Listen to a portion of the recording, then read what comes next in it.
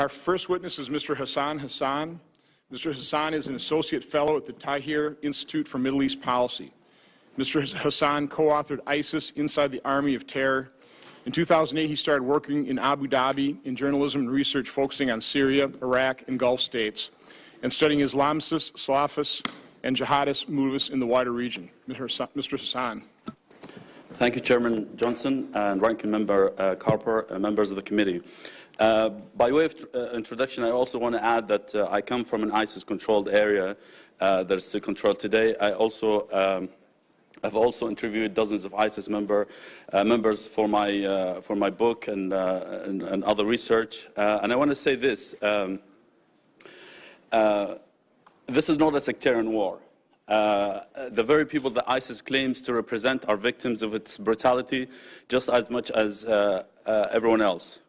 This is reality felt on a daily basis when family and friends go to the market and see severed heads on pipes, or when ISIS condemns its Sunni opponents, people that they claim to represent as apostates. They burn them alive, they stab their hearts before they shoot them, they display their dead bodies for days in central squares. When it says to its fellow Sunnis, it doesn't matter if you pray, if you fast in Ramadan, if you turn your face towards Mecca and pray, we will still kill you as long as you don't pledge allegiance to us. Not far from where I come from, in my area called Deir Zor, ISIS killed 700 Sunni villagers in a matter of days because they dared to stand up against the group. I want to move on to say that as a belief system, those who believe in the sort of Islamic State ideology are a minority, not only in the Muslim world, but also within the group. During my research, I found that members come in 6 categories. 1, long-standing religious radicals who deviate even from Al-Qaeda. For example, they believe that there's no sanctity of life. Unlike Al-Qaeda, which for example, justifies killing civilians, but only as collateral damage, ISIS considers killing civilians itself is the preferred outcome. In fact, just like exactly a month ago, the spokesperson of ISIS said, when he called for sympathizers in the West, in Europe, and in the United States to launch attacks, he said, I received complaints from people, sympathizers, saying we couldn't find military targets and we are afraid to kill civilians. And he said there is no such thing as innocent civilians in the West. And in fact, he moved on to say, we prefer that you kill civilians. And he said, I don't have time to justify that. Basically, he didn't even have the justification during the statement. And the second category of people who join ISIS are young zealots who are victims of the first category. People who are, between 12 to 17. People who are drawn to this idea of a caliphate and so on and so forth. They're brainwashed. They are taught Islam in a way that ISIS understands. It distorts a lot of things, and because people don't have religious knowledge, they hear a lot of the events and the traditions that ISIS relates for the first time. And there's a third category, which is very important, people who are drawn to ISIS political ideology, not religious one, and this is a major problem, not only within ISIS, but I think in the region. People who are drawn to this political ideology, not only for ISIS, but Al-Qaeda and other Islamist groups, because they think there is political stagnation in the region, and only these groups can actually shake up the political order in the region. And I think Omar Mateen belongs to this category of people who are only superficially influenced by this organization. He obviously didn't follow their way of life, but he was still animated probably by this idea of the Islamic State. The other categories are those who are drawn to the group because of its military success, model of governance, attraction to brutality, or simply they're profiteers. But the group and this is important, but the group swims in a sea of political failures in the region, and that's where we should focus. It's not a surprise, for example, that ISIS emerged in Iraq and in Syria, countries that suffered unimaginable brutality, violence over the past decade in the case of Iraq, and half-decade in the case of Syria. The group has built its narrative around the idea of Sunni victimization. It benefited from the brutal reality in both Iraq and Syria to say that Sunnis are systematically under attack by Iranian-backed militias or governments or governments in those two countries, and that the two greatest superpowers in the world are helping both of them, and that there are traitors, apostates, in other words, in our midst who help them. It's important, without downplaying the genocidal acts of ISIS, to highlight that the regime of Bashar al-Assad in Damascus had carried out almost all the atrocities, probably without an exception, that ISIS has committed even before ISIS arrived in Syria. In 2012, for example, pro-government militias in Syria stormed villages, slaughtered children and women, and smashed using rocks at the heads of condemned people. And I just want to conclude by saying and emphasizing that ISIS thrives in this context and should be defeated in this context to stem its international appeal. This can only happen at the hands of the very people that ISIS claims to represent. Thank you very much. Thank you, Mr. Hassan. Our next witness is Dr. Tarek Elgawhary. Dr. Elgawhary is the Director of Religious Studies Programs for the World Organization for Resource Development and Education. Dr. Elgawhary also serves as the CEO of the Coexist Corporation and a trustee of the Coexist Foundation. He has a PhD from Princeton in Islamic law, and he studied traditional Islamic sciences at Al-Azhar Seminary in Cairo, Egypt. Dr. Elgawhary. Senators Johnson, Senators Carper, thank you very much for this opportunity, other members of the committee. I'd like to make very brief introductory remarks and save the other maybe discussion points for questions and answers. I'd like to add to what Senator Johnson said in the beginning, that before ISIS or ISIL and other related groups declared war on our homeland, they declared war on Islam. And this is not only a threat to our homeland, not only a threat to our national security, but an existential threat to our religion. Normative Islam, in both its Sunni and Shia expressions, is defined by a very robust interpretive methodology. That's what you go to seminary to be trained in. Very briefly, this interpretive methodology requires one to understand the divine texts, to understand the text of the Quran, to understand the various statements of the Prophet. There are 6,236 verses in the Quran. There are about 60 to 70,000 prophetic texts. In their different narrations, there's over 100,000 narrations of these prophetic texts. Understanding the divine text means understanding about a dozen different sciences, beginning with Arabic grammar, syntax, morphology, logic, all of these different interpretive tools that we use to understand what does the text actually mean in the context in which it was revealed. The second thing is to understand the context that we live in now, the current moment, understanding full well that people change, times change, circumstance change, and location and place change. How does one fast the month of Ramadan in the northern latitudes in which the early Muslim generations never experienced? How do we deal with usury in the light of fiat currency that's not backed by gold or silver bullion, so on and so forth? So then that further adds that one needs to understand the current moment that we live in and its complexity and its changing.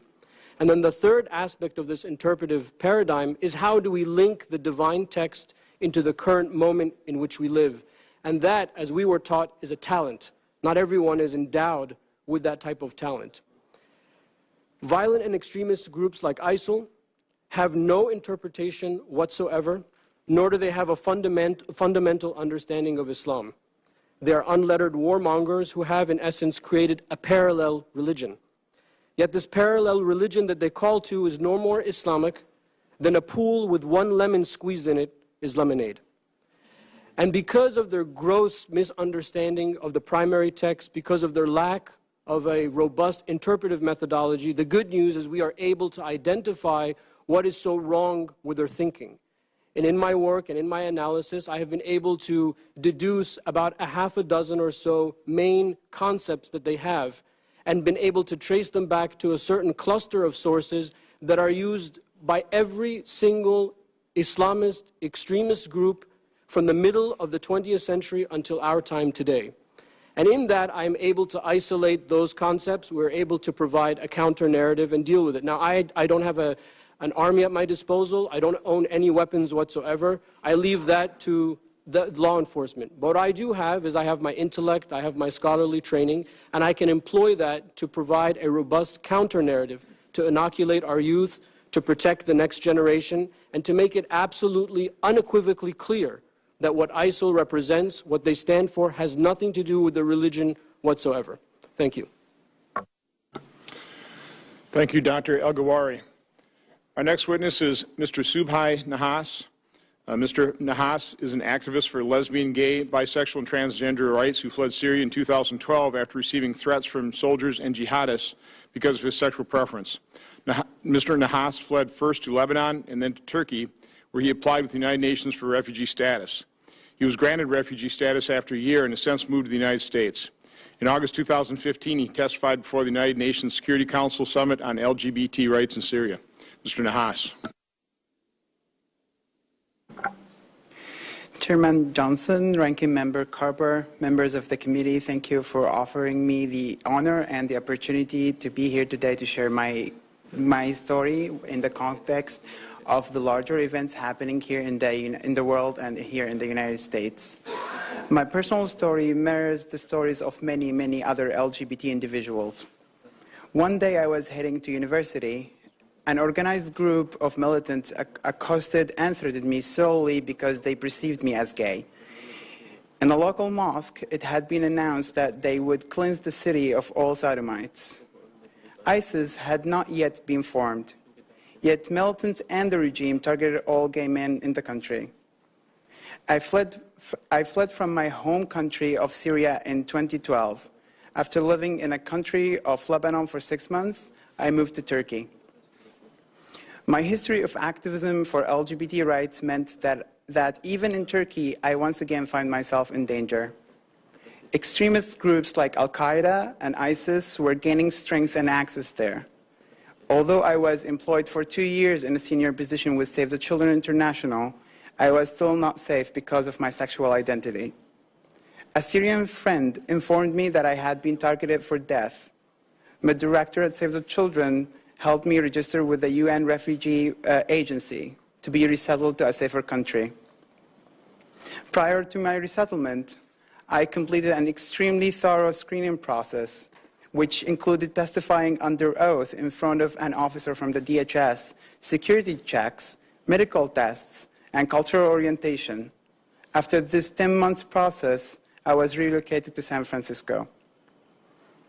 In August 2015, a few months after resettlement, I spoke before members of the UN Security Council about the threats to sexual minorities in the Middle East during a historic event organized by the United States and Chile. As I stated during the meeting and to the press, along with Ambassador Samantha Power, ISIS was simply one of many threats to the LGBT community in the Middle East. Reports from recent refugees of Syria say that ISIS and other groups actively target gay people. It is enough just to be perceived as gay by them, to be arrested, tortured, or raped. Then this perceived gay person can be thrown off of a building to a cheerful crowd that will stone them to death if they are not dead. While ISIS is viewed by the public eye as the most notorious group in Syria and Iraq, it may come as a surprise that their methodology, when it comes to the treatment of LGBT people, is very similar to many other groups, including governments themselves. We know that many groups, including ISIS, target and kill gay people in Syria. They just use different methods to kill.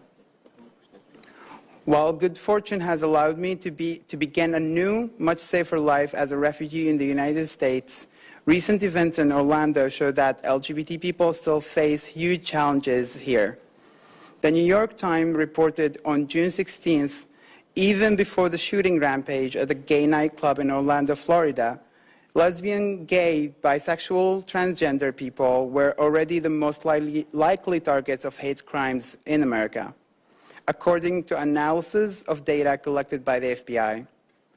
Put simply, efforts to discredit the poisonous ideology of ISIS and other extremist groups, while extremely important, are insufficient to completely erase the threats of anti-LGBT violence, either here in this country or abroad. Rather, we must also commit to combating homophobia, xenophobia, and bigotry in all of its various forms, regardless of the source. In order to deal with these issues, I recommend two things. One, through the bridges and convening power unique to the United Nations, support actions that promote not only human rights for LGBT persons, but also love, inclusion, tolerance, and equality among religions and communities. This required continued U.S. leadership at forums like the UN Human Rights Council and supporting funding for the UN institutions like the UN Refugee Agency. Statements such as the one issued by the Security Council on Monday condemning the Orlando attack are critical. This statement specifically denounced for the first time violence targeting people as a result of their sexual orientation, and it received support from Russia and Egypt. This will make it more difficult for those countries and others to argue that sexual orientation is not a recognized international human right. Two, we need partnerships across communities that can address the serious negative consequences of ISIS ideology, including assisting the communities affected by it. For example, I have launched a Spectra project which assists LGBT refugees in the Middle East and North Africa region by providing shelter and education, while also promoting in the US and abroad a more positive image of the LGBT people. So thank you again for this opportunity, sir. Thank you, Mr. Nahas. Our final witness is Ms. Nadia Murad. Ms. Murad is a Yazidi rights activist and one of the thousands of Yazidi women who were abducted and enslaved by ISIS. Since her escape, Nadia has been outspoken about her experiences to draw attention to the ongoing genocide. Earlier this year, the Iraqi government nominated her for the 2016 Nobel Peace Prize. Ms. Murad. I'll mention that Murad, coincidentally, is her interpreter. Thank you. سيد جيرمان أعضاء مجلس الشيوخ سكالك شو ممنونم جو ودعوام الفيدري كريا وسكالك كيف خوشم جو يروز بيكي بشارك. Mr. Chairman, dear senators, I'm very grateful and very happy to be testifying among you, and thank you for the opportunity. بري هرتشتكي مدويز بجماوا جو جريمة هكال أورلاندو تشيبوي دلي مقالك إيشان جبروان ضحية جبر نفساوي إرهابي بوجبر نفسا ما The first thing I would like to tell you is that I was heartbroken when I witnessed the crimes in Orlando, because for the same reason, for no reason, they were killed and they were abused just the way I was. أو تشتبوي أسبينا فاجئين إجبر مزاني شروجا مداعش دديتي مزاني جو أف إرهاب هكت نها تسكن عندن ويكاربي جريمة خوابقهنيا هرجهاكي. But I wasn't surprised by this, because I knew if ISIS was not stopped, they will deliver their crimes everywhere. كسهات ما قرتن حمري من 19 سالبون بشش هزار كتشوجن وزارو كإيز ديارة سهات ما سبيكرن. When I was captured, I was 19 years old. I was one of the 6,000 Yazidi women and children who were taken into captivity. فبري سالوني وكيو بيهتر سيمها 18 هجوم داعش السر إيزديا فقد وانديت إيزدي كافرون أهل الكتاب لازمة كشتناوان كامل يازلامات شبه وسبي كرنا جنوزارو كدوان بي. This happened on August 2014, more than a year and a half now, and ISIS attacked the Yazidis for one reason, because they are considered infidels, not people of the book, and their interpretation is that the men must be killed and the women and the children must be enslaved.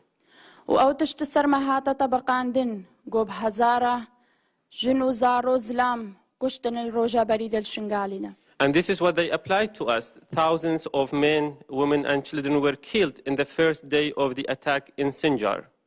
وصري 6,000 إنساني إيزدي الروجد هرد قرم تريدا الجادة محاصر كرن. In the hottest days of the summer, more than 100,000 Yazidis were stranded on the mountain. أفتشتب ما هاتا كرن راستا جريمة العراق وسوريا دا تشيبون وقالك خلق بو ضحية بيتشتي بس يا إيزديات تشتكي مختلف بو. It's true that crimes were committed in Iraq and Syria, but what happened to the Yazidis was different. برنامج هزاريت كتشكارة الموصلة أمبونا سبيا نفدست داعش دا. I was one of the girls who were enslaved in Mosul. I was one of the among the thousands of the women who were taken to Mosul. تشتي هري بريب ماكرين أم هادنا وزعاندن والبي وزعاندن يرى المحكمة موصل دا دستي ملصر قرآني كرنقو أم ديني خو بغيرين. The first thing they did in Mosul was to, after distributing us to the fighters, was to taking us to the court and have us convert by putting our hand on the Quran. راستس بوما سبيا وسهاد ما اغتصاب كرن وسهاد ما فروتن وسهاد ما بدلاندن بس لنفس الوقت ده مدفيا هر كچ كشوان 6,000 كچو جنو زاروكيت إيزديات قاسم بانشبر اغتصاب بحقيقة كان هساليا حلال بو السروي الشريعة الدولة الإسلامية. It is true that I was raped and sold and was abused, but I was lucky. I wish that everyone from the 6,000 women and children was like me, because girls at age of 9 were raped as well. الجندي مدى الخلالات الساعات هذا كشتنا هفسد إنساني إيزدي والنيف وعنده شش براو داك عمجي هاتنا كشتنا الروجة كده بس شما إيزدي بنوجدينا كي مختلف. Only in 2 hours in my village, more than 700 men were killed. Among them were 6 of my brother, and the same day my mother was killed too, for no reason but for having a different religion. أسنابجم إسلام همو إرهابا بس داعش تشتمجي فيهم كري داعش إسلامي متليني.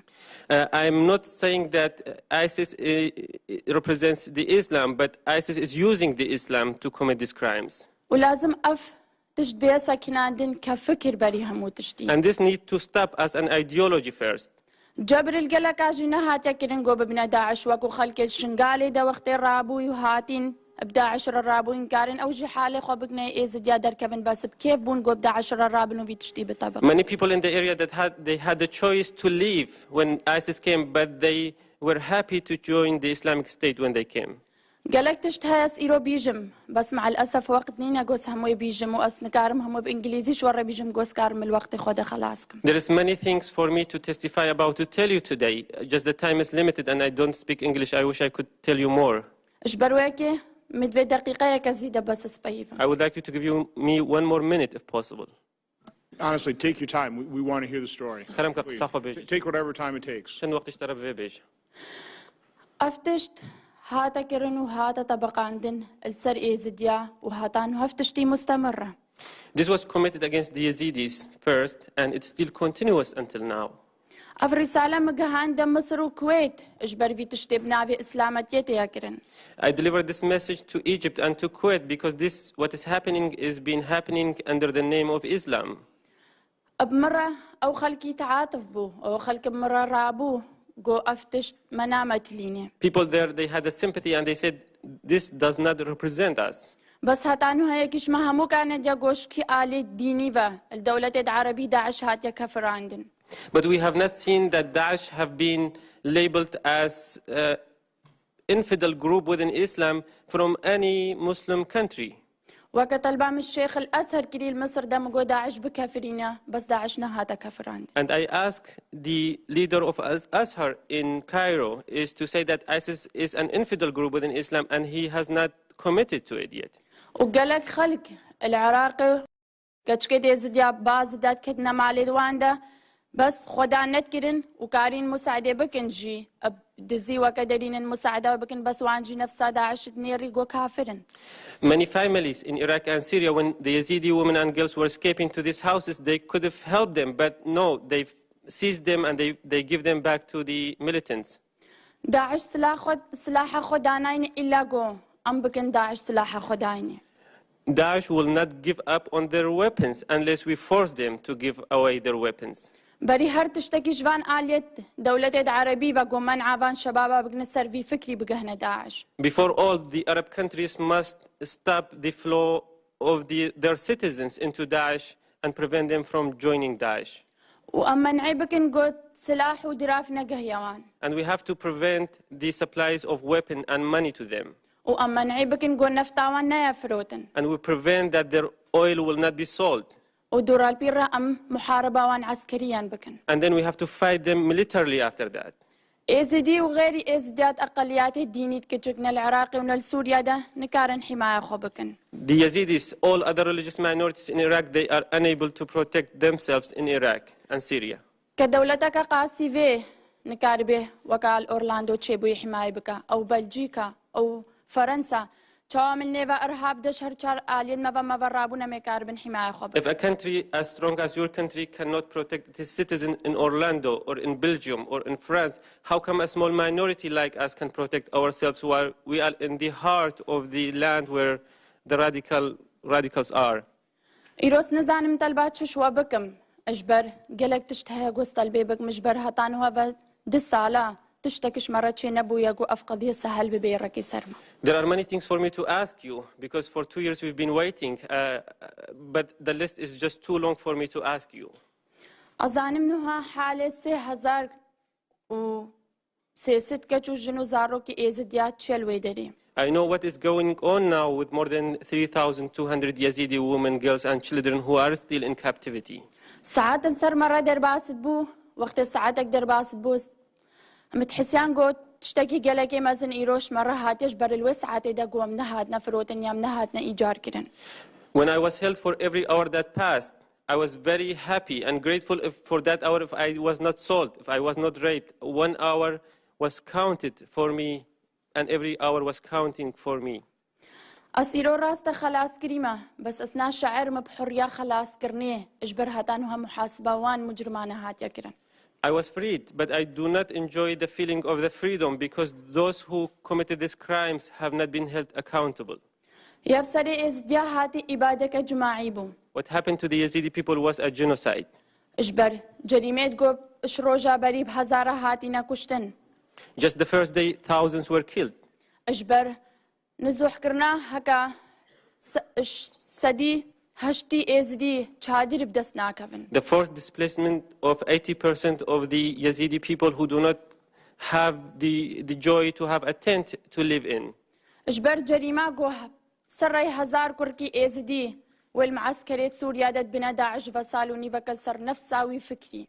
And for holding more than 1,000 Yazidi children in Syria to be trained to have the exact same ideology that the crimes were committed under. إجبروا وكتشكت نهسالي هكا هيج الحياة الطفولية دا بونا السبية ونهال دستيوان دتنا اغتصاب كرن. Because of the children who were at age of 9 who didn't enjoy the childhood and became slaves. إجبر أو خلقي بويا البحر إيجادا هاتي فتصاندن أوجي هرب بازدانا شوي إرهابي هر أوجي جريمة داعش. And for the people who drowned in the Aegean Sea, and that's also a crime of ISIS because those people escaped because of ISIS. إجبر حرماندنا زاروكيد ما بهزارش تعليمه وشتش تلدستيواندنا ما هر أو سببه. Because thousands of our children also have been prevented from going to school, and this is all because of them.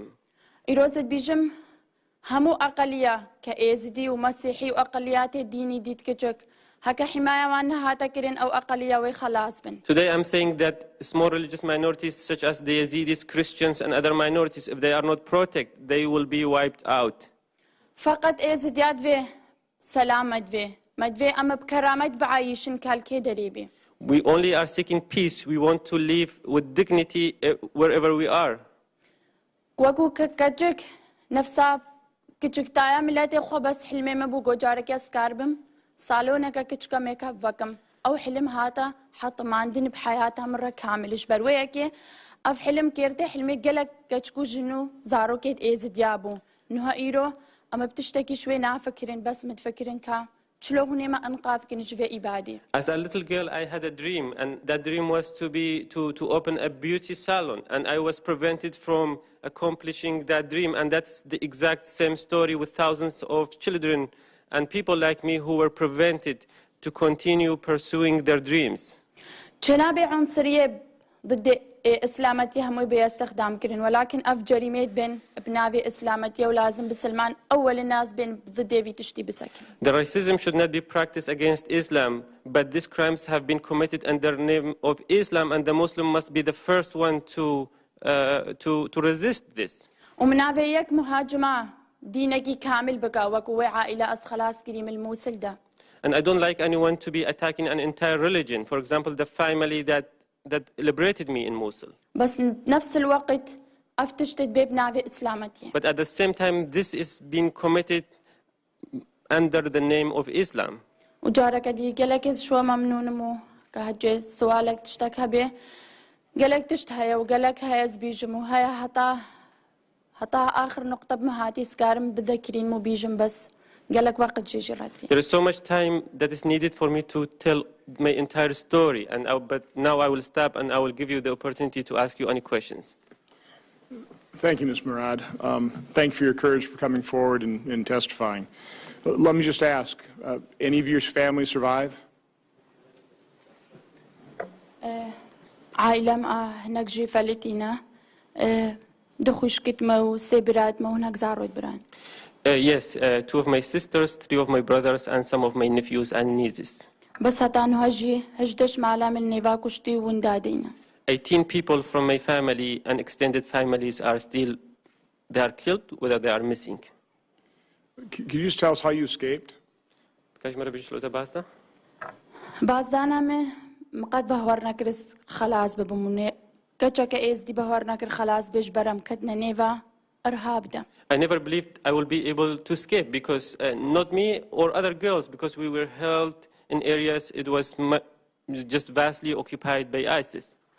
محاول كراس باز بدم الروجة هريد بريد أجبر متحملها وجنت اغتصابي وبيفا جفرو تشتت قوتنا ما هو تحملت كر. The first couple days I tried to escape because I could not hold on more on the rape that was committed against me and the insult that was committed against me. I could not take it more. I decided to escape. ما باز دا بس ساعات ما قرتن وعقوبة تسروي تشتي استعرضي اغتصاب الجماعي بو. I attempted to escape, but I was not successful. I was taken back and I became a subject of rape by multiple people, collective rape. وجارك دي وكم دي سما جال كتي مباز داو وجارز العائلة ك مسلاويش موصل در كتم وان مساعدة مكرب هوية كإسلامي وسهر باند ما حدود. The second time I attempted to escape, it was successful, and a family in Mosul held me, and they made for me an Islamic ID, and with that ID I was able to escape from Mosul. You mentioned there are 3,200 additional Yazidi girls and women being held captive. Are they dispersed throughout Syria and Iraq at this point in time?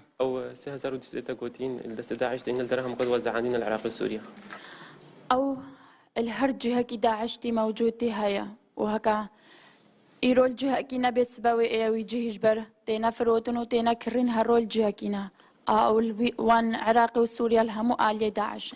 Yes, they are everywhere because they are not held in a specific place. What is happening is that they are being sold and their places will be changed from a place to another. By the way, we are holding questioning 5 minutes because we have so many members attending this. Again, thank you, Ms. Murad. I do want to go to Dr. Elgawhary, a real scholar in Islam.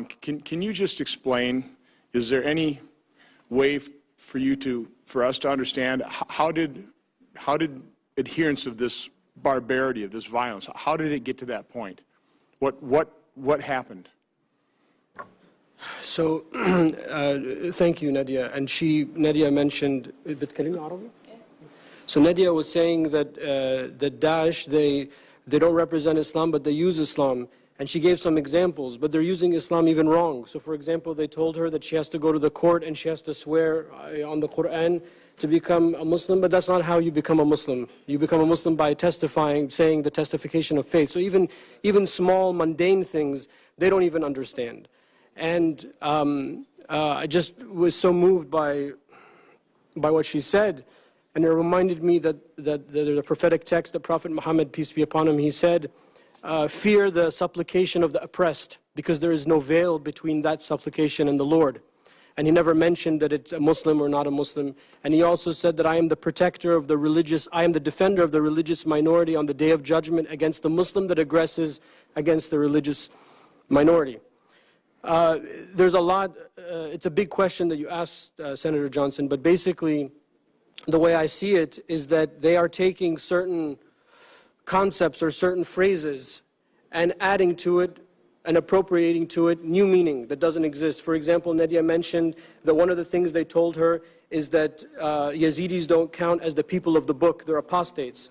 But the concept of the people of the book in Islamic law is not proscriptive, it's descriptive. It describes an organized religion that has a legal code, that has a book meaning sort of a sacred text, so on and so forth. And as Muslims expanded eastward out of Arabia, they encountered Yazidis. These have been communities that have existed with Muslims and coexisted with Muslims since the first generation of Islam, up until now.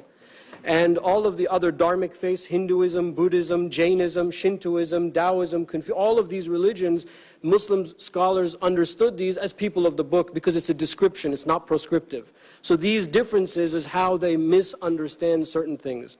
The basic axis around which this thinking exists is this concept of takfirism, or declaring people to be apostates. I'm an apostate according to them, so therefore they can aggress against me. Why am I apostate? Because I don't agree with what they agree, I don't pledge allegiance to them, so on and so forth. And with this tactic, they go on and on and on. But one last thing Nadia mentioned when she asked Sheikh al-Azhar, Dr. Ahmed al-Tayyib in Cairo, why doesn't the senior leadership of Sunni Islam declare ISIS as non-Islamic? Because I know this is a common question that I get. Our understanding of organizations like ISIS, it's even worse than apostasy, because there is no capital punishment for apostasy. The Prophet said that these people are khawarij, they are outliers. And in all of his mercy and all of his love and all of his beautiful teachings, he said, Al-Khawariju Ahlun Nar, wa fi riwaya Al-Khawarij Kilabun Nar. He said that the Khawarij are the dogs of hellfire. And he said, Tuba liman qatalahum wa qatalu. Glad tidings to those that fight them and kill them and are killed in the process of killing them, about the Khawarij, about the outliers. So it's even worse, it's even more of a derogatory statement, a derogatory label than being an apostate. And it is an obligation on all of us in the family of Islam to do what we can to combat it with whatever tools that we have at our disposal. Just one very quick question for you or Mr. Hassan. Of the, what is the Muslim population, 1.4 to 1.6 billion people, what percent of that population adheres to this barbaric ideology? Do you have any sense of that whatsoever? For me? Either way. Whoever has an estimate. No, ISIS doesn't need a lot of numbers. Over the, we've seen this recently when they start being put, like when there is a force that pushes them in a certain area, they can hold a territory like with 200 people. I think they are a very a small minority. Even within the Syrian rebel groups, they are still a smaller group than others. But I think because of the sheer violence and brutality, they deter people.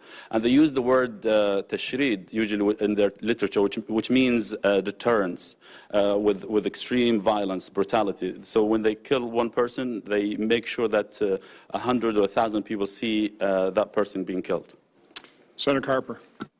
Thank you. Did you say we have 5 minutes? Yeah, we were trying to. There's so many people here, so.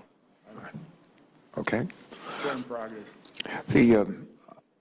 Again, our thanks to each one of you for joining us today and for sharing with us some parts of your life that are not easily shared. And we're deeply grateful to each of you, but especially to you, Nadia. Thank you. Here in the United States, we are, as you probably know, people of many different religions. We are Protestant, we're Catholic, we're Jew, we're Muslim, we're Hindu, we're Buddhist, and we're other religions as well. And one of the reasons why our country was established was because of the concept and nature of freedom of religion, people yearning to not just to be free, but be free to worship God as they saw fit. There are some people who take the Bible, most people in America are probably Protestant and Catholic, most, but certainly not all. But some people who take verses of Scripture out of the Bible and they twist them into things in ways that they're not really meant to be done. And there are people in our own faith who bastardize our faith. They cherry pick our faith. For a great example is an eye for an eye and a tooth for a tooth. People take that as an admonition to go out and wreak vengeance on people that have wronged them. But that same verse of Scripture goes on to say, "Revenge is mine, saith the Lord." Revenge is mine, saith the Lord. There's another verse in Scripture that says, when I was a stranger in your land, did you take me in? And we have some people in this country, some political leaders, I don't know that they've read Matthew 25, whatever their religion is, but there's some people in this country who have argued that the United States needs to stop accepting not just Syrian refugees, but in some cases, all Muslim refugees. And in the case of the Syrian refugees, that they would not allow us to accept, that includes people that are non-Muslim. They could be different faiths. It could be Christian. They could be Jew, a variety of religions. And I would just ask, maybe starting with you, Mr. Elgawhary, I would start with you, and just to ask, what are your opinions about a ban on, we'll say, all Syrian refugees, and how, or even all Muslim refugees, and how how such a ban would affect the ability in this country to counter ISIS propaganda and ideology? Would you go first? I'm not really trained as a politician, so... Neither are we. We're untrained. At the risk of saying, making a political statement, I mean, I think as an American, I understand...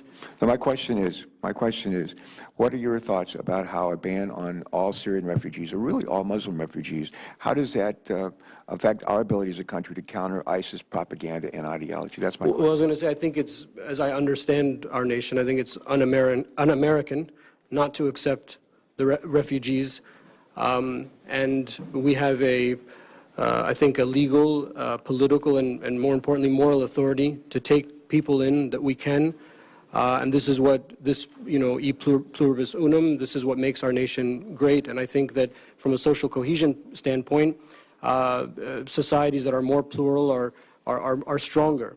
I think that by bringing in refugees, we will be able to understand the problem more and see how we can help them more.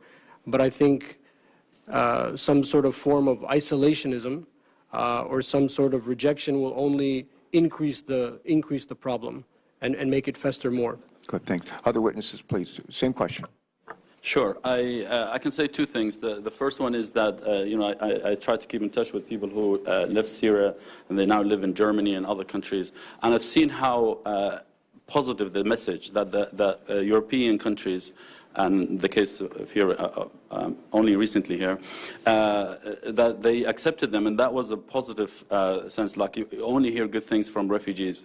They praise the Germans and how hospitable they are, and how, so on and so forth. And the second thing is that we have to recognize, I think, especially for the United States, that thousands of Syrian refugees who left Syria and they're in Turkey, in Europe or the United States, have been instrumental in the fight against ISIS. They provide intelligence, information, mapping, guidance, and ISIS operates in these areas that in eastern Syria, in northeastern Syria, and northwestern Iraq. And these people have been affected most by violence. They're driven out, and these, there is a reason why they were helpful in the fight against ISIS. That's. All right, thank you. Anyone else? Mr. Nahas, just very briefly. Okay, from my experience as a refugee myself, that I went through the process, I could say that it's very highly unlikely for the process to let any terrorist that comes. It's a highly intense process, which takes security checks, background checks, waiting period for over like a year, at least a year, and eyewitnesses that they ask you a lot of personal questions, and for the slightest chance to let a terrorist or a guy or a girl that believes in these ideologies to pass through is highly unlikely. All right, thank you. Nadia, could you briefly respond to my question? Very briefly, please. بس جوابك küçük bir داشت. الفيت اشتي مدبياز بيجم جو حقي هر دولتك هيا جو حماية خبكو أس احتراموان قانونات كم قانونية هر دولتك يجي. I would like first to say that every country has the right to protect itself and to protect its borders and its laws.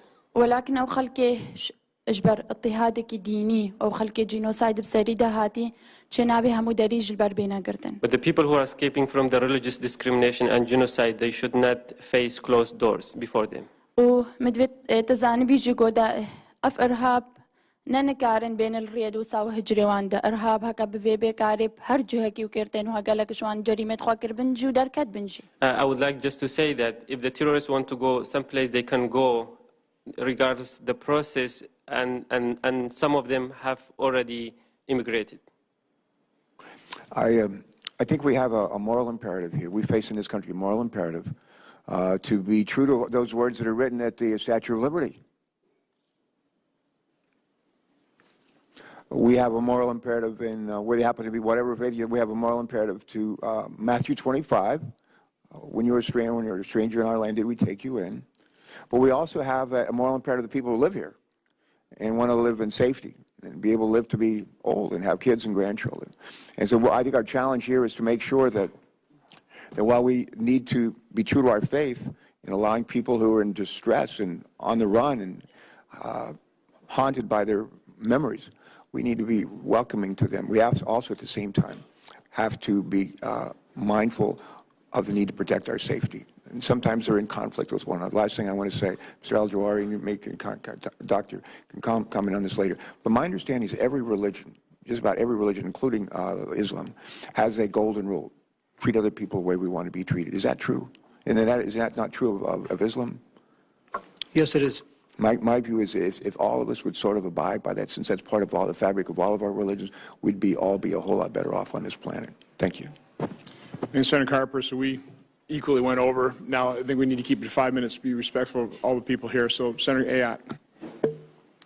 I want to thank the chairman. I want to thank all of you for being here.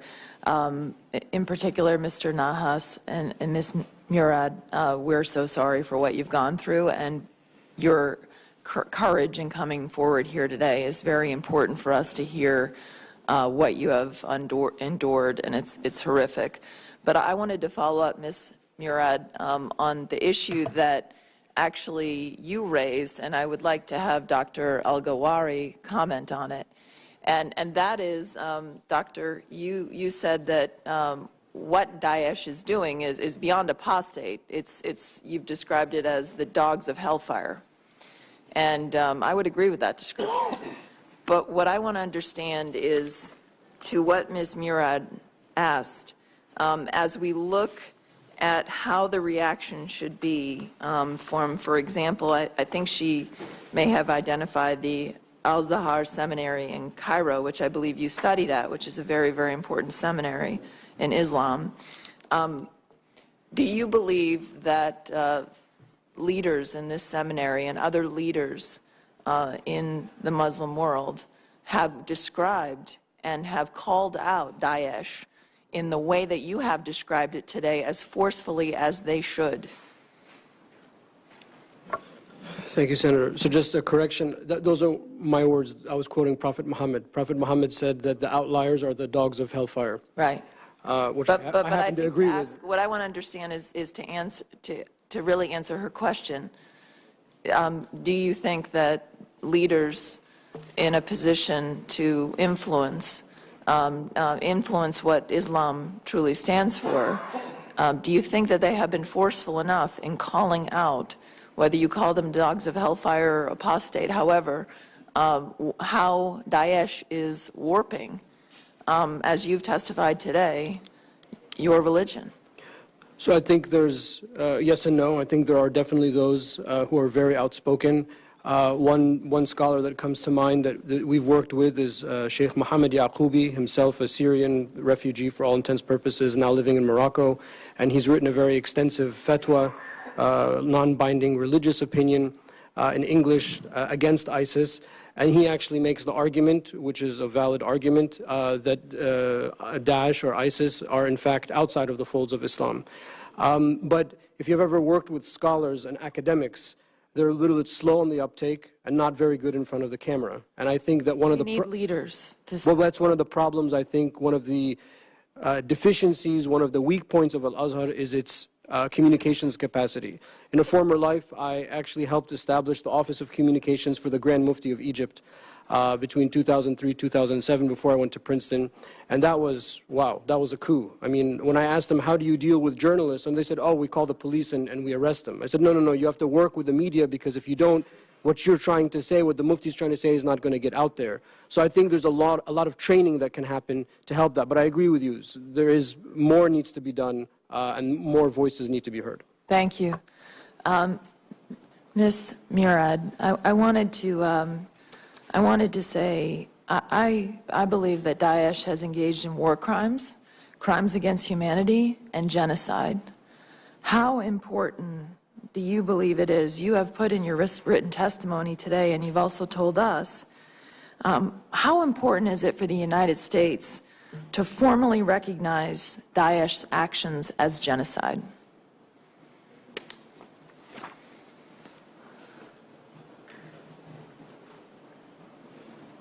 And I mean with reference to the Yazidis and what you've told us today about how they're treating the Yazidis. أفتشتكي جلك مهمش مرة جو اعتراف بيكرن جو أبصري ازدياهاتي جينوسايدا. It's very important for us that what happened to us to be acknowledged as a genocide. الشانس دايما هي وقت المتحدة جو اعتراف كرجوت أبصري ازدياهاتي جينوسايدا. ودي صالة إنساني إزدي حياة السرقة ببونو بس إرك أمل جرا شيبو في بيبي. On the 16th of this month, just a few days ago, when the UN acknowledged the genocide for the Yazidis who've been hopeless for the past 2 years, this was the first time they started having some hope. شوية كم تبيوكا احترافي بيكرن جو أبصري ما هاتي جينوسايدش بر جريمة ما نتشتكي بشارتي بو جريمة ما هتانوها مستمرنو هتانوها أفتش داري جاويت عالمي هموي وداعش في تشتي نبدأ زيمات كشوية كي مدفي وكا همو كاب بنيرن الجريمة وكابنيرن كحقي فيكي تشا. I would like these crimes to be legally recognized by you, and I would like to be acknowledged, and I would like you to look into the crimes, the things that I've said today, and the things that Daesh have done, not secretly. They've publicly have said they will do it, and they've did it, and I would like you to look at these crimes and evidences. I want to thank all of you for being here, and I would just say there is a Senate resolution, Resolution 340, which would call this for what it is, a genocide. And I hope that we can come together and declare, I would like to see the administration declare this a genocide, and I also would like us as a Congress to come together and declare this for what it is. Thank you. Senator Tester. Thank you, Mr. Chairman. I want to thank all of you for your testimony. Dr. Elgawhary, I came in towards the last half of your comments, but one of the things you said right at the very end was that, I just want you to confirm this, ISIL has nothing to do with religion. Did I hear you right? ISIS has nothing to do with Islam, is what I believe I said. Okay, so tell me the difference real quick. I began by saying that normative Islam in its Sunni and Shia expressions is defined by an interpretive methodology. Okay. And I walked through a little bit about the high level of what that is. Right. And that the texts that we have, what we believe to be divine texts, live in time. And there's a discursive tradition in which how we interpret these verses and these injunctions for the moment that we live in. But ISIS, they're unlettered, they're completely unlettered in the religion and the fundamentals of the religion, nor do they have an interpretive methodology. So what they conclude is based on their own whims and desires from what they're reading prima facie without understanding the text itself. Okay, gotcha. So I keep coming back to why these guys exist. there's absolutely a criminal element, because we saw that in Paris and we saw it in Brussels. The people belong to ISIL. There's also doctors, engineers, well-educated folks that are part of it that, quite frankly, shouldn't be a part of a twisted ideology as this. Could you tell me what about their ideology appeals to that broad of a base of crooks and professionals and everything in between? So maybe Hassan will know more because he's actually interviewed some of them. But I mean, intellectually or academically, I think that the first thing I would point out is that I don't know if they necessarily believe in what ISIS is saying, or they're coerced to believe in what ISIS is saying or what they're holding to be true. I also think that Coerced by force? Yeah, coerced by them, by ISIL and and whatnot. So you believe this, or you're going to die? Yeah, exactly. That kind of coercion? As we heard from Nadia, for example, and other stories that have come out from ISIL-controlled areas. Okay. I also think that there's a spectrum of extremism thought within Islam. Okay. And I think that it can start as something sort of innocuous, but there's something wrong with that way of thinking, and it can slide. And I think that when they find somebody that sort of looks like they're from central casting, they sort of just are able to pull them to that side. There's a lot of folks in that group, it appears to me anyway. Would you want to comment very briefly on that, on what makes it, or just agree with the doctor if he's correct? Yeah, I mentioned in the testimony before his that the people who believe in this sort of ideology that ISIS believes in, as in they really believe in it, are only there are two categories. People who are young zealots who are indoctrinated by another category, which is of long-standing radicals who believe in takfirism, which is declaring fellow Muslims as infidels, as apostates, based on specific criteria that they have. They rely on books like, there are two books that that come to mind. I don't want to get into too much detail there, but there is a book, for example, that's 1,000 pages of a man who, when he appears on TV and he explained his methodology of fatwa, he said fatwa should not be done in the same way that Muslim clerics have done it over the centuries. That I, as a person, I can declare you as a fellow Muslim as an apostate based on my impression of you, if you work with the West against Muslims, or if you're an agent to a certain government, and so on and so forth. So their criteria are very postmodernist in a way. Okay, back to you, Dr. Tarek. So are there statements or actions the U.S. has taken that might encourage people to be a part of ISIL? Say me? No, I'm Dr. Tarek. Oh, sorry. To be honest, that's a tough question for me to answer. I think that the rhetoric that comes out of ISIL sometimes makes us think that if it were not for the U.S. invasion in Iraq, if it were not for the U.S. policy doing this or not the U.S. policy doing that. But the fact of the matter is that one can make that argument for any other country. One could make that argument for any other regional player in that region. And, politics is all based about interest, geopolitical interest, and things like that. So I don't think that that's necessarily fair. I think because America is so dominant in the world and so out there, it's just an easy target, and it's just easy, oh, well, if America just stopped doing this, then we'll stop doing that. But that's not going to happen. We know that. If we stop doing whatever they say, they're not going to change. All right. Well, my time is up. I want to thank you all for your testimony. I'll submit submit questions to the record if appropriate, Mr. Chairman. It will be. Thank you. Senator Heidkamp. Thank you so much, Mr. Chairman, and thank you all for such thoughtful comments and for such thoughtful words and such courage and bravery, especially our last two witnesses. I think everyone here who frequently spends a lot of time on their smartphones during testimony sat and really listened, and really you moved us all. Thank you so much for your courage and for the fact that you're survivors, and as survivors you're willing to provide testimony as to the horror and as to the imperative that we all as good people need to engage. But I want to, for a minute, turn to our first two witnesses and just kind of engage in a discussion about message and messengers. Doctor, I was fascinated by the work that you've done, basically parsing kind of the perversion and responding to the conversion of Islam, or the perversion of Islam that is being done by these radical groups. And obviously, having met with people who have been radicalized, have a pretty good sense of, what messages could we deliver that would actually make a difference, especially in this country, when now I think our greatest threat is radicalization of young men and women or American citizens. We've seen that now twice. And so there's two parts of a message. It's the right message and then the messenger. And I'm just going to make a couple points. I want both of you to respond to what you think the right message is and the right messenger.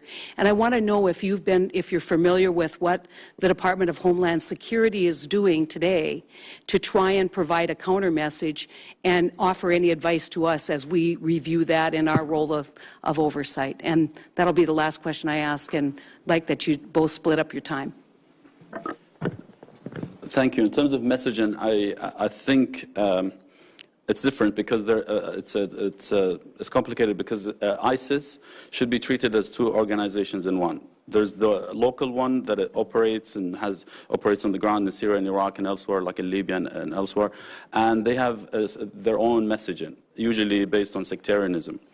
And there's the international one, which is very close to Al-Qaeda. They, in fact, are trying to recollect and regather the dispersed networks of Al-Qaeda that were basically dispersed after the terrorist attacks of 9/11 and the campaign against it. So they're trying very hard to do that in Europe, in the United States and elsewhere, but also in North Africa.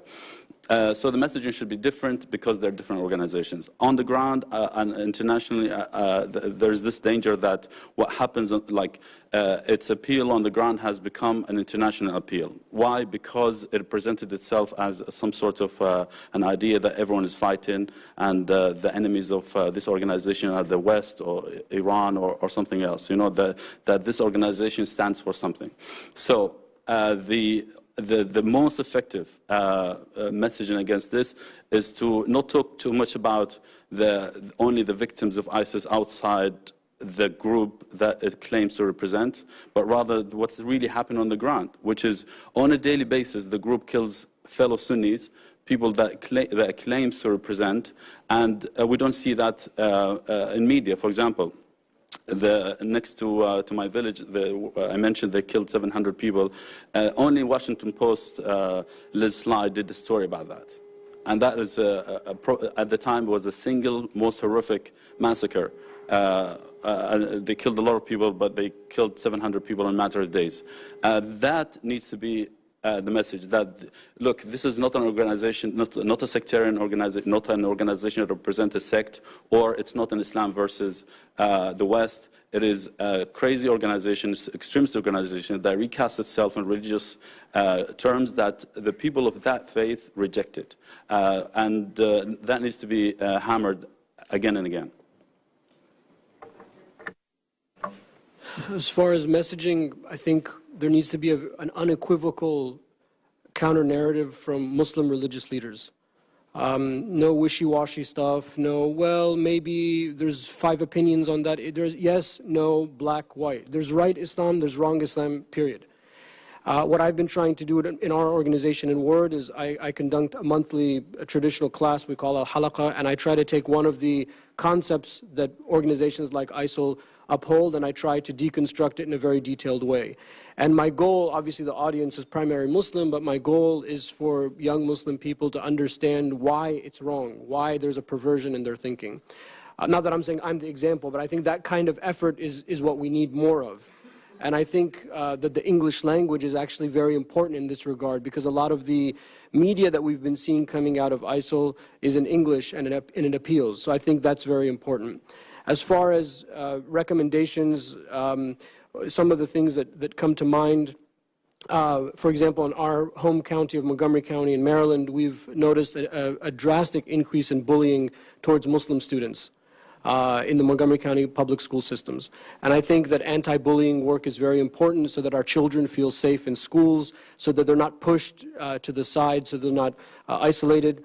Also, in our organization, we work with helping refugees resettle, and I think those type of services are very important so that people like Subhi, Nadia, others that are coming as refugees, they have something to plug into, so they're not left to drift in the wind. So those are some of the things. And sorry, one last thing. I think that media training for Muslim leaders abroad is also very important. And I think there's a lot of good people. There's a lot of, I can't remember who we were talking about earlier, there's a lot of good leaders that are making the right argument, but they need to know how. You can't write a 40-page legal opinion and expect that to be trending on Twitter. It's just not going to happen. And when I told my teachers that, they're like, well, what we're saying is the dumbed-down version of what our teachers said. I said, okay, we have to stop the humility thing, and we have to be smart about how we inject this message into the media, because there's a certain way that media works. So media training, I think, is very, very important, social media, that kind of thing, for leaders abroad. Thanks, Senator Heidenkamp. Again, I want to be sure everybody gets questions, so I'll ask everybody to be mindful of the 5-minute limit. Senator Peters. Thank you, Mr. Chairman, and thank you for our witnesses here today. And Ms. Murad and Mr. Nahas, thank you for your very compelling testimony and your journey here to this country. It's very important as we discuss refugees and folks like yourself who've been fleeing intense persecution and terror, that people see the human face of refugees who are in this country. Your presence here today is important. And hopefully many people will see that and be as moved as I know everybody on this panel has been moved by your testimony. So thank you for your courage to be here today. Dr. Elgawhary, I would like you to respond to what seems to be somewhat of a debate back and forth we're hearing in the political realm now as to whether or not we should call ISIS radical Islam. When you hear someone calling it radical Islam, do you think that's an accurate description of what we're seeing with ISIS? They seem to be intent on getting all the difficult questions. One of the things they taught us at seminary is that there is no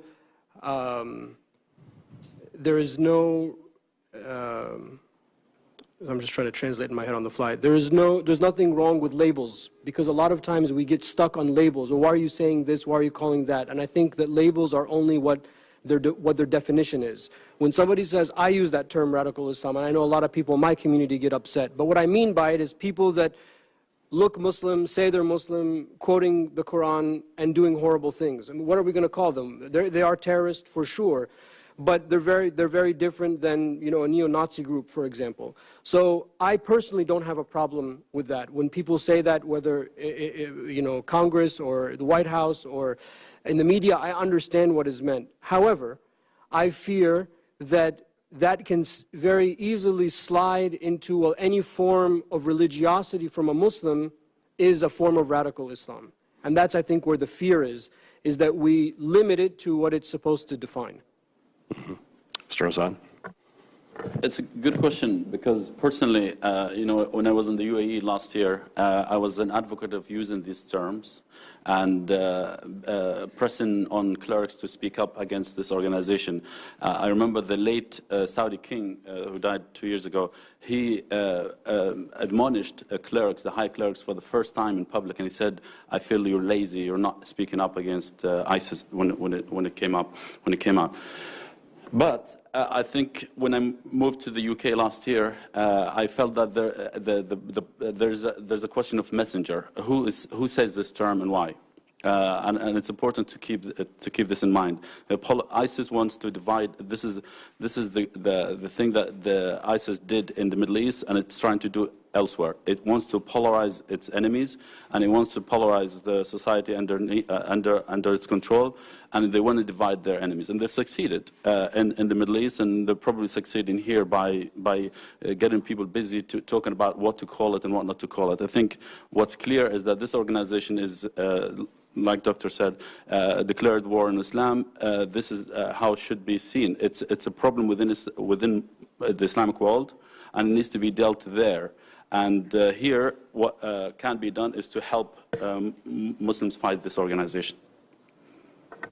I appreciate that. The issue that we face here in the United States in dealing with this threat deals with lone wolves, folks who may be inspired by what they see in the ideology. Is it safe to say the folks who may be inspired by this are folks who really have very little understanding of Islam? Is there a correlation there? And does that have something to do with this recent shooter who was claiming allegiance, I believe, to ISIS, but also at some point Hezbollah, and how that may be inconsistent? And if you could kind of address what may be going on in the minds of lone wolves, and things that we should be considering as to how we respond to this phenomenon? So I would say absolutely. People that self-radicalize, just like the radicals that we've been speaking about this morning, they have very little to no understanding of the religion whatsoever. And that's really the danger. And part of that is that they have no training, they have no living teacher that they can sit with, they can ask questions, and this discursive, interpretive tradition that I described earlier takes place. So I think that that's definitely a fear, people that are surfing online, finding a lecture here, finding a statement there, cutting and pasting these together and formulating some kind of conclusion and acting on it. I definitely think it's a problem. And I think that more instruction, more religious literacy for Muslims will help in that regard. Right. Senator Baldwin. Thank you, Mr. Chairman, and I want to add my words of appreciation and thanks to our panel. Very, very powerful testimony. Thank you for being here. Wanted to start, I know the hearing is about the ideology of ISIS, of Daesh, and yet it was called in the wake of a horrible tragedy in Orlando that was at once a terrorist-inspired attack and also a hate crime, in this case against members of the LGBT community. It was also Latin night at the club, and it's unclear whether that was contributing to the targeting of the club on that particular night. Mr. Nahas, when you were testifying, you shared with us that attacks against LGBT Syrians preceded the formation of ISIL, that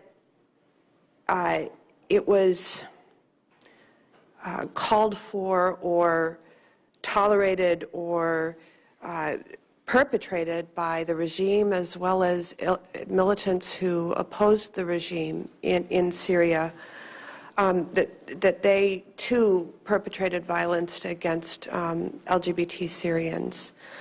In the U.S., violence, bullying, intimidation, discrimination against members of the LGBT community has a long history also. And in the early days, you could certainly argue that it was sanctioned at one point in our nation's history by the government also. But things have changed. And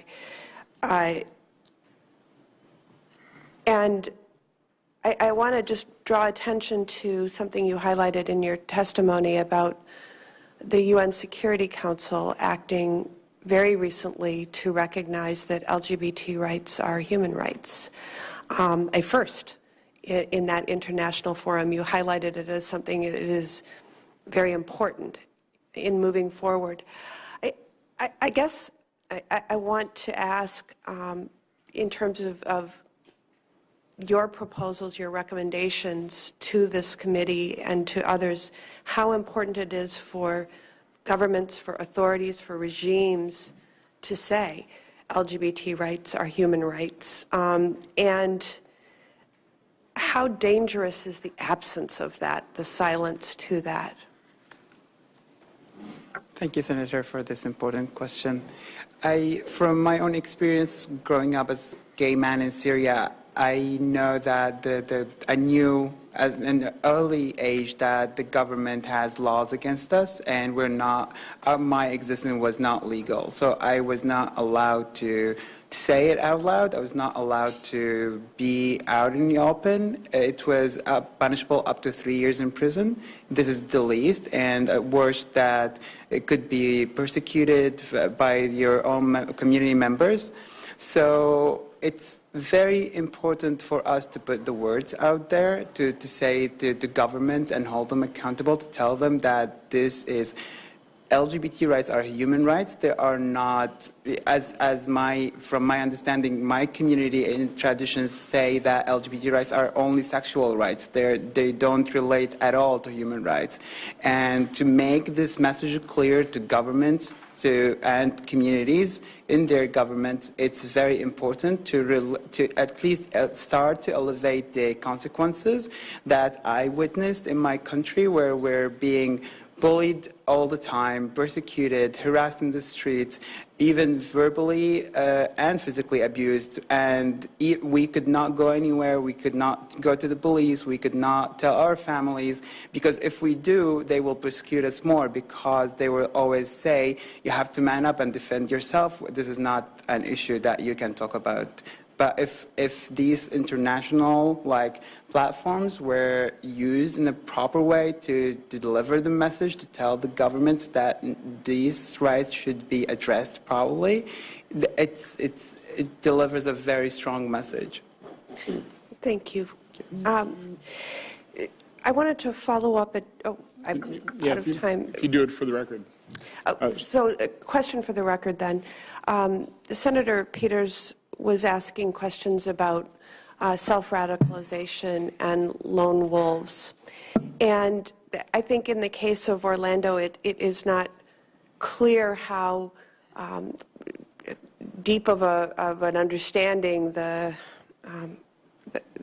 perpetrator, the gunman, had with ISIL. He appeared to have relationships online with various terrorist organizations. But I guess I want to ask an even broader question about self-radicalization, because we have seen in recent instances of mass gun violence in the U.S., people who were self-radicalized but inspired by different types of hatred, hatred of minority religion, as we saw in Wisconsin, Mr. Chairman, when a gunman entered the Sikh temple in Oak Creek, as we saw in Charleston, motivated by racial hatred.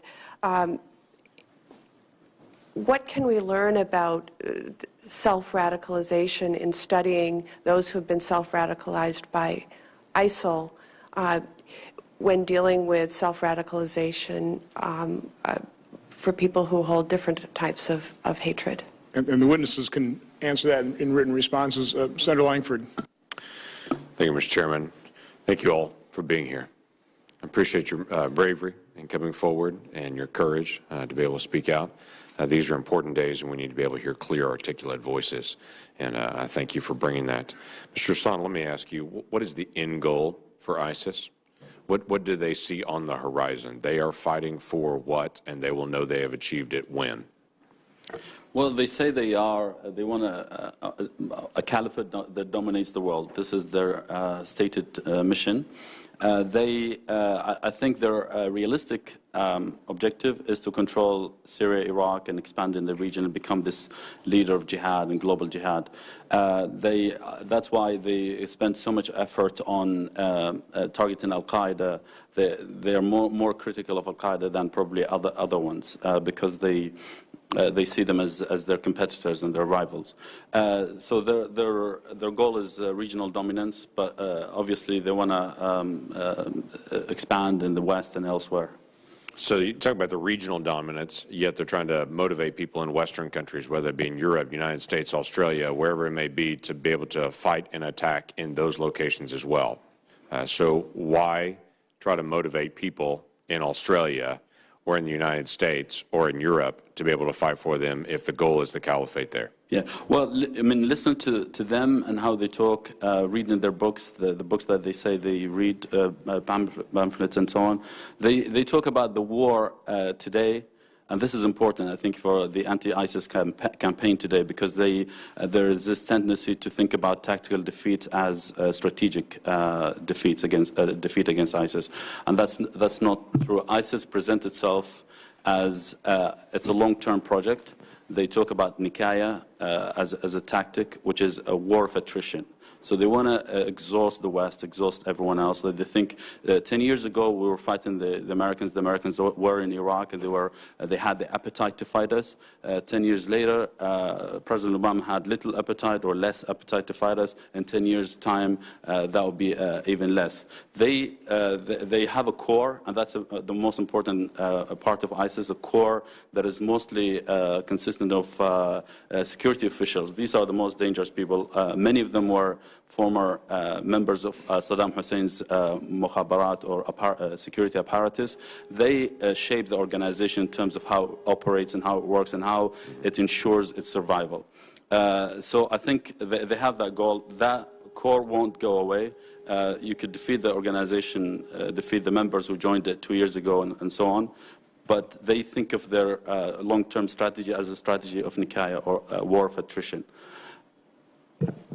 Okay, so if you go back 15 years ago or 10 years ago, the United States was talking and challenging, and the West was challenging leadership in Islam to call out al-Qaeda, which was happening, and to say that is not consistent. Now it is a challenge towards ISIS or Nusra Front or whoever it may be, and to say that does not line up with theology. How does we see this springing up in multiple areas around the world? This, what you use the term, I think it's very familiar term, this radical Islam is twisting off. But it's not just around ISIS. It's around mostly ISIS today, but could be Nusra Front, could be al-Qaeda, could be others. It's a more broad system.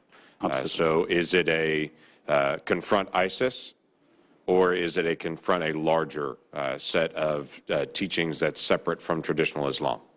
Well, that's the difference between defeating the organization tactically. You can launch military, a very effective military campaign against it, and you can defeat it. You can expel it from Mosul, Raqqa, Fallujah.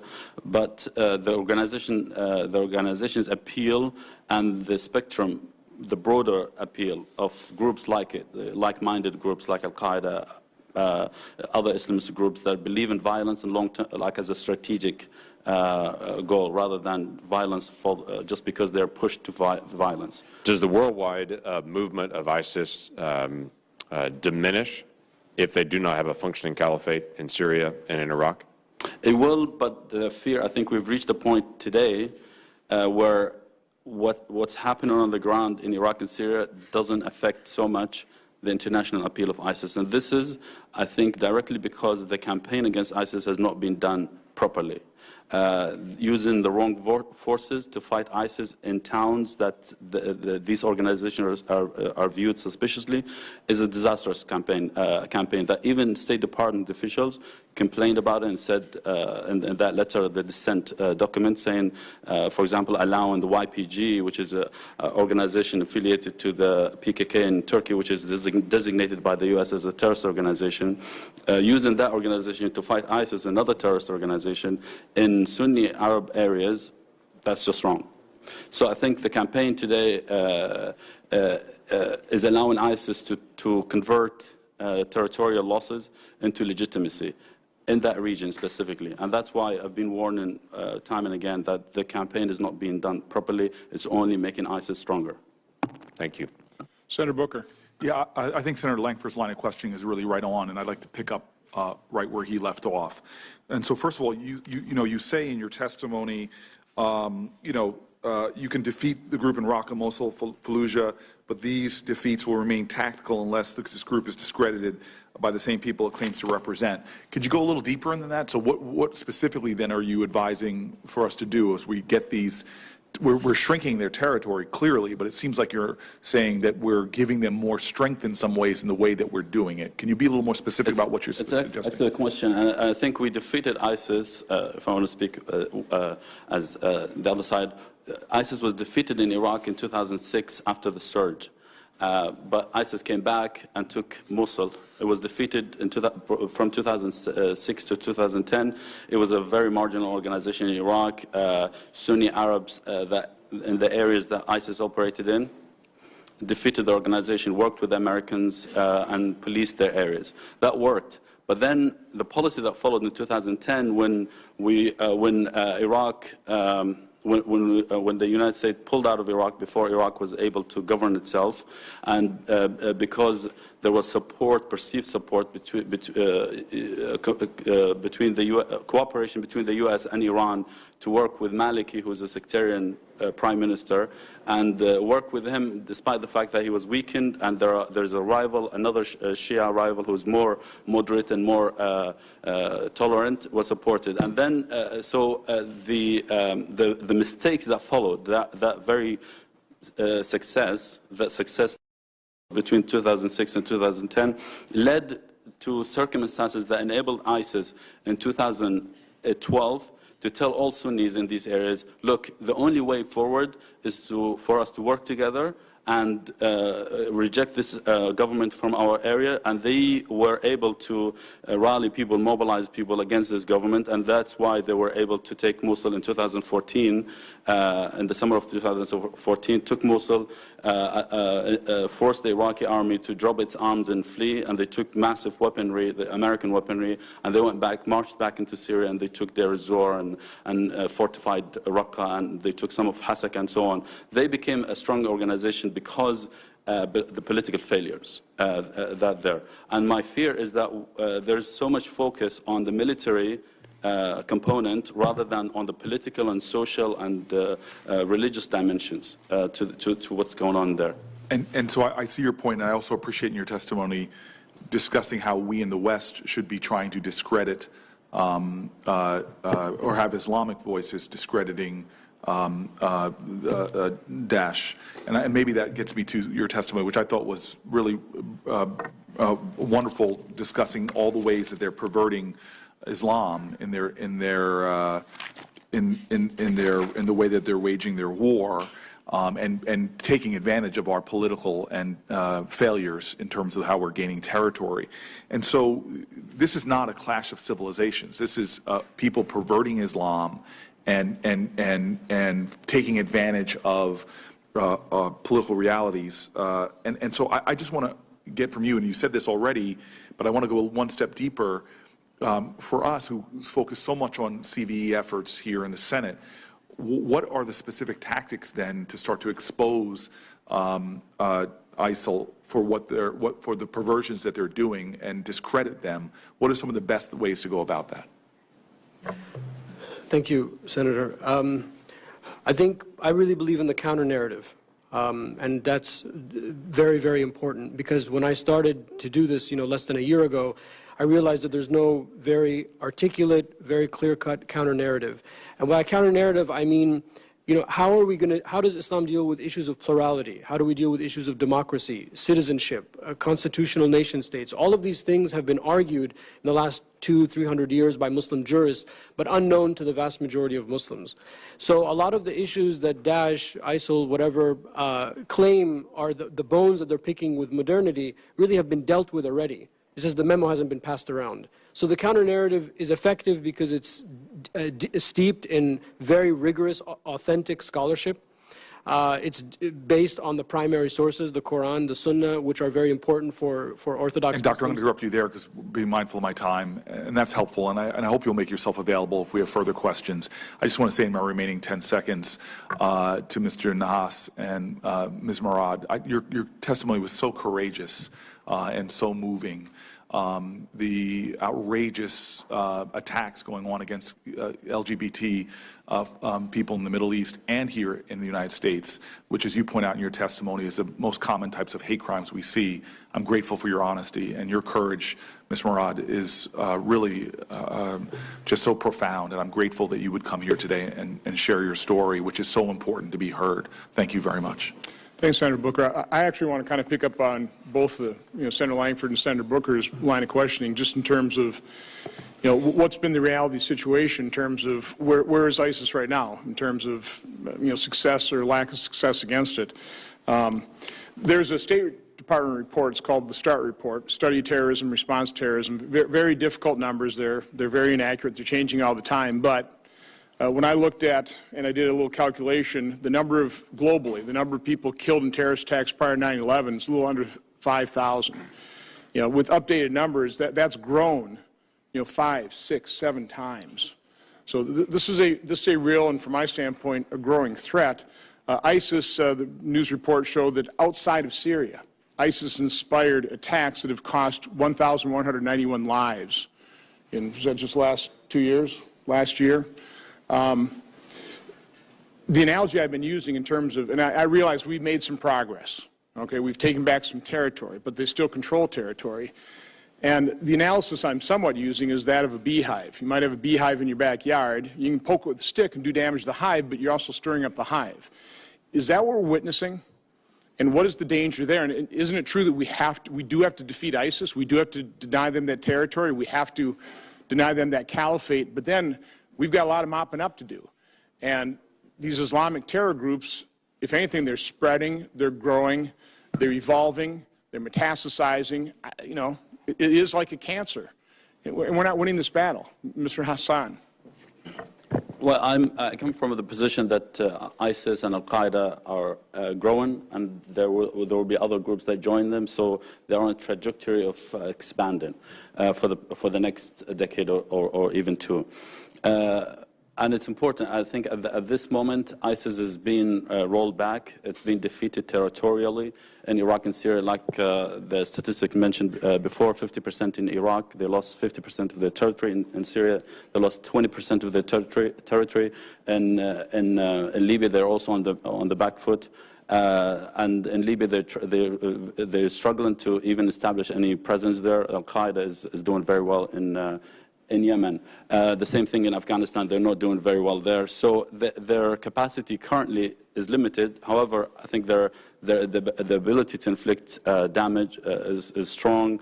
They benefit from the open space, obviously, on the internet, the self-radicalization. You can become self-radicalized by watching a video by Anwar al-Awlaki, the American citizen who was killed in a drone attack in 2011, I think.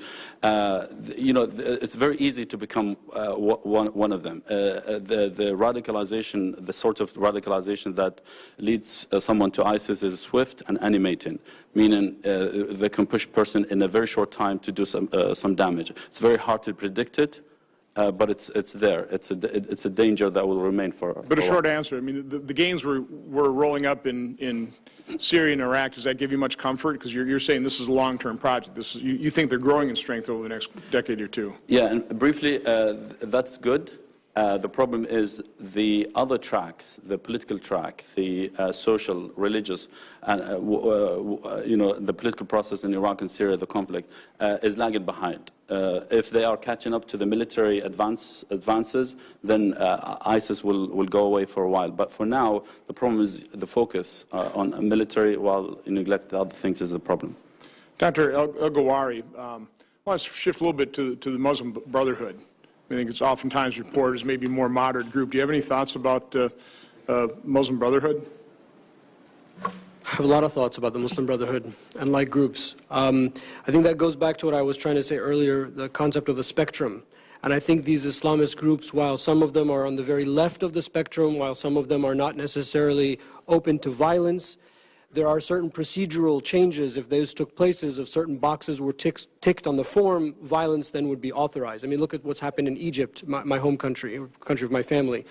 So I think that I'm always shocked, utterly shocked at how engaging our government is of organizations like the Muslim Brotherhood, quite frankly. And when I speak to people in the embassy in Cairo, when I was living there for a while, and I say, why don't you engage with Muslim leaders? And they're like, we do. We engage with so-and-so, so-and-so, and so-and-so, and they give me a drop-down list of all these Islamist Muslim Brotherhood activists. So I think there's a big mismatch, and I think by engaging with them so openly and so freely, we almost legitimize that that approach. So I think that it's dangerous. I think it's definitely on the spectrum, but it does not necessarily, it's not a necessity that it will go from one end of the spectrum to another, but it's definitely on the spectrum that I'm concerned about. Senator Carper. Thanks. Again, we thank each of you for being with us today. and spending this time with us and sharing your thoughts with us and your advice as well. I want to start with a question. I think I'll start, Mr. Hassan. I'll start with you, but then invite other witnesses to respond too. But I think in your testimony, you wrote that the United States must highlight that the war with ISIS is not a sectarian conflict. That's pretty much what you said, I think. And you point out that there are Muslims of both Shia and Sunni Islam joining Christians, joining Jews, and joining people of all religions and ethnic backgrounds in fighting ISIS. With that said, some people here in the U.S. are trying to paint this as a battle against ISIS as a broad clash between the West and with Islam. I think our president's made it clear that he believes this kind of rhetoric is dangerous and it is patently false and it plays directly into the hands of ISIS. And I would just ask, do you agree with this? I agree that this is not a sectarian war, and this is not a war. I mean, it's not an Islam versus West war. In fact, if anything, the war ISIS is all about Muslims versus Muslims. This is what the ideology is built on. If you track, I mean, we can talk about ideas and ideology, but if you, practically speaking, like the way that ideology of ISIS has matured and become kind of framed was a reaction to what the events that happened after the Iraq War. Not the Iraq War itself, but how, for example, Sunnis reacted to the presence of Americans on the ground, and they started declaring these people as apostates, and what's the punishment for these people. So they started to appropriate events in Islamic history to the context that's going on here. So it wasn't at all about the West. It's about what's going on the ground in the Muslim world. Thank you. Dr. Elgawhary, again, the question is, do you agree that sort of portraying this war as against ISIS as a war against Islam plays directly into the hands of ISIS or not? I mean, I sort of agree with what Hassan was saying. I think, if anything, the victim of ISIL is Islam itself. And they have definitely declared war on our scholars, our normative tradition, our Sunni and our Shia sects. And that's the biggest tragedy. And I don't think that, and I think that our best allies in this are normative Muslims that are people like me. I mean, my life is in threat just by being here, speaking out against this. And I don't say that lightly. And I think that I want to stop that, but more probably than you do. I mean, I really want this to end, and I want to know what I can do to push that forward. And I think in that desire is the greatest ally we have to counter the rhetoric and the ideas that are coming out of ISIL. All right, thank you. Mr. Nahas, same question, please. Yeah, I'm sorry I don't have the capacity to answer this question. All right. Nadia, do you want to respond to that question, please? Do you agree that painting this war against ISIS as a war against ISIS that plays Islam, is a war against Islam that plays directly into the hands of ISIS? And inadvertently we're helping ISIS by portraying this as a war against Islam. افتشنا نمساعدة داعش تيكرن افتشنا هم كير مچو گهانده بری هر تشتکی پشتی امریکا مگهانده مصر مگهانده کویت کو اس جمن عوان شبابا بك مجبر اس انسانك بوان داعش رعيش مم اشوان فيهم كر. The first thing I did, I went to Egypt and to Kuwait to deliver that message, because the things that happened to me, I wanted to go to these countries and to tell them what happened to me.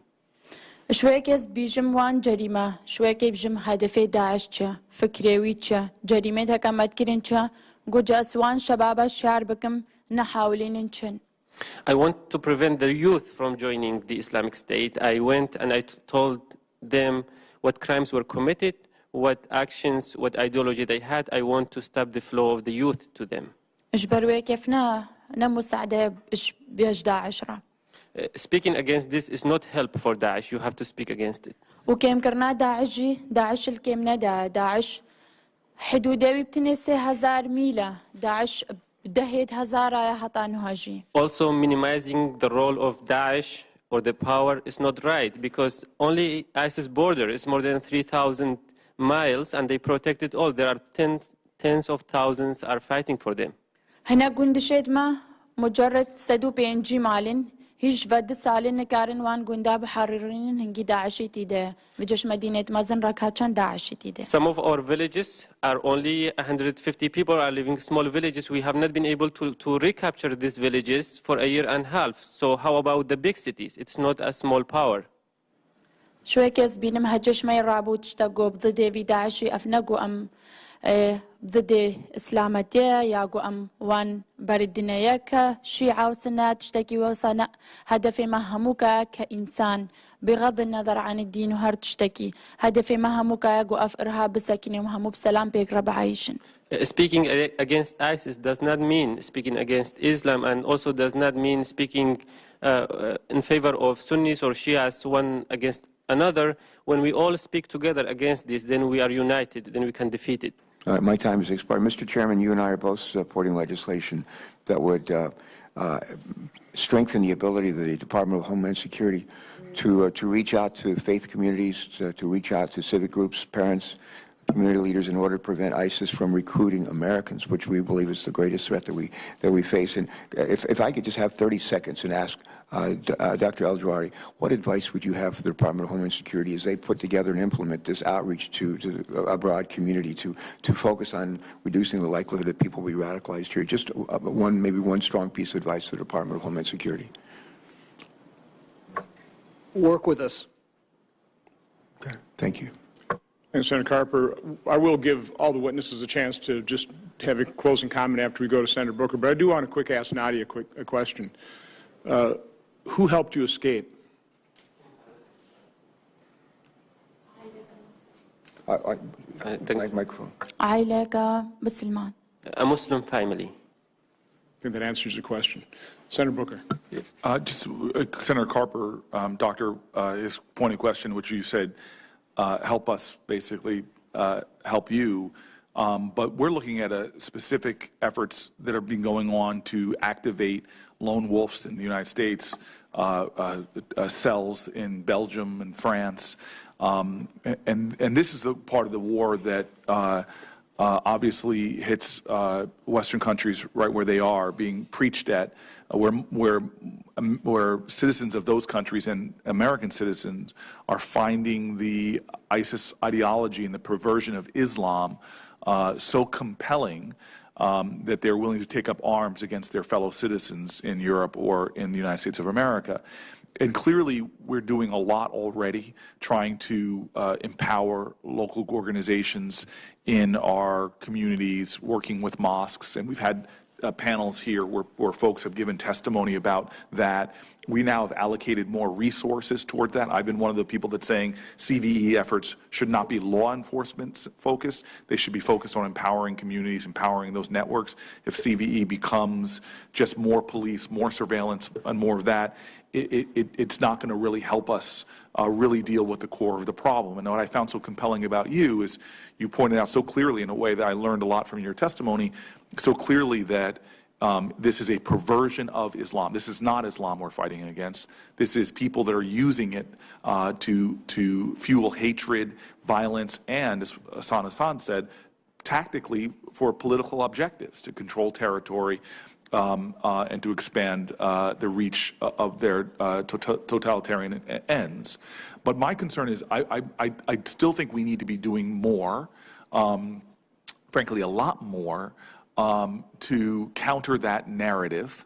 And I liked what you said in one of your responses, that another paper, another 150-page paper is not that effective against the memes that you often see online that often seduce and pull in sort of vulnerable souls to this kind of terroristic activity. So I understand your sort of short answer to a short question, but I'm trying to figure out what are the specific strategies, and we're seeing some of them that are working, where you expose the fact that ISIL is killing far more Muslims, killing far more Sunnis than they are killing people in the West, that really begin to expose this so that those young people who might be susceptible to them see them for who they are, naked before their eyes. And those are the kind of strategies that we need to start really investing in more. And so in the 2 minutes I left you in a 3-minute preamble, could you go really to the core of those things that if you were making the investments in the budgets that we have to oversee, where would you be placing those dollars more specifically? We have a very successful model in Montgomery County called the BRAVE model. It's a public-private partnership. We work with law enforcement. We work with the county executive. It's a really good program. It's getting national recognition. We're trying to export this model, train other people in other counties in the country that need this type of message.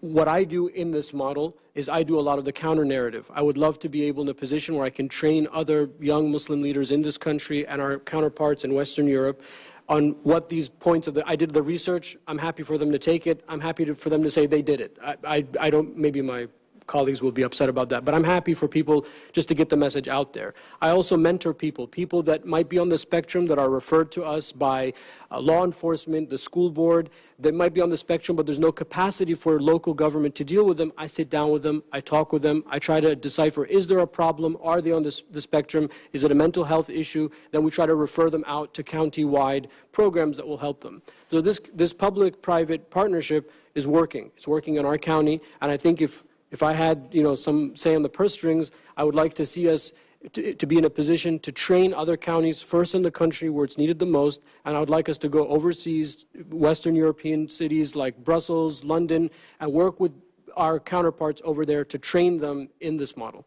And that's a proactive strategies that often save a lot of money on the reaction that we would have to do with law enforcement or, God forbid, something happening. Today, your all testimonies have been testimonies of courage. What you said, people should understand that you are risking your life by coming here, by speaking truth, by laying bare the evil that we are up against. And for that, I am deeply grateful. Thank you, Senator Booker. And you are right. I mean, just think of the evil that people are threatening somebody speaking the truth with their lives. Again, I'd like to offer all the witnesses about a minute to just make a final comment, and we'll start with you, Mr. Hassan. We sort of covered most of the ground, but I want to just emphasize that we all need to show ISIS, show what it is on the ground, like what it does to the people that it claims to represent. We need to emphasize that these are its victims as much as the others are, and I think that needs to be present in media. It's not one person's war; it's everyone's war. Hey, Mr. Hassan. By the way, Doctor, you got the harder questions because you got Doctor in front of your name. But Doctor. It's actually at the end of the name on the... Senator Johnson, Senator Carper, thank you for the opportunity to address the committee, to submit testimony about something that is much more than work. This is something very personal. I think of my children when I come here and how the rhetoric, even though they're young, the political rhetoric, unfortunately, is something that scares them. And I hope that what we're doing here will help build a more resilient homeland so that the America that they grow up in will be better than the America that I grew up in. Thank you. Mr. Nahas. Thank you, Senators, for the opportunity, for allowing me to speak in front of you. And every time that I have the chance to speak and talk about my experience, I always think about my counterparts that are still in danger, that are still under a threat, especially because they are different, because they are not they don't conform with other people's expectations. And I hope that the United States will take a stand and will be more active, like in holding government and other actors on the ground accountable for their actions and do something about this. So thank you so much. Thank you. Ms. Murad, Nadia. قلك ممنون شو وقلك ممنون اجتماعاتي هم يقود قوي خدانا ما. Thank you, and thank you also for all the attendees and witnesses who came here. وأتمنى قوام همو بيقرا كاربن ومهمو بيقرا رابن بإرهابي بالسكينين. I wish that we all can work together and stand up together to stop this terrorism. وهروس أستلبش وجدكم قهن اعترافي بجينوسايد ما بكنو أو داعش العراقي وسوريا يشكتشك هطاي مازن قوبيا محاسبة كرن أو دستوي الفيجري ميدها يبيع عدالتي. I would like also for you to recognize our genocide and to bring every single one from the Islamic State, whether a leader, middle, or a soldiers, to bring everyone who committed these crimes to justice. We would love to see that. Again, thank you very much. Mr. Chairman, before we adjourn, I don't have any more questions, but I just would like to certainly to thank all of you. And one of the key takeaways for me here is, you know, we talk a lot here about the golden rule, treating other people the way we want to be treated. We both have children. Our children are out of school, out into the world. But the schools that they went to, there was bullying. There was bullying. And in some cases, I remember as a parent who was aware of some bullying that was going on, actually going to the school and speaking out against and trying to make sure that did not persist. And I think we were successful. But I applaud folks of the Islamic faith. I really applaud those who are speaking up, in some cases at risk, at real risk to your own personal safety. We want to make sure you don't pay any price for that, but that's a matter of real concern. But for the kids who are being bullied because they happen to have a name like Elgawhary or Hassan or Nahas or Murad, I especially I'm concerned about them, that they somehow are paying a price as well. And I think part of, if I were giving them advice, it would be to be vocal and brave in speaking out against the kinds of abuses that we see perpetrated by ISIS. And I think maybe the best protection that they have is to denounce those kind of activities. And it may be a hard thing to ask kids to do, but I think at the end they will be safer, and I think ultimately will feel better about their own situation. Thank you. Thanks, Senator Carper. Again, I want to thank all the witnesses for your testimony, for your courage. You certainly have, I think, accomplished our goal of laying out a reality, helping us understand this better. We have a long way to go and fully understand this. The American people do, but you certainly helped that. So again, thank you for your testimony and your courage. The hearing record will remain open for 15 days until July 6th at 5 p.m. for the submission of statements and questions for the record. This hearing is adjourned.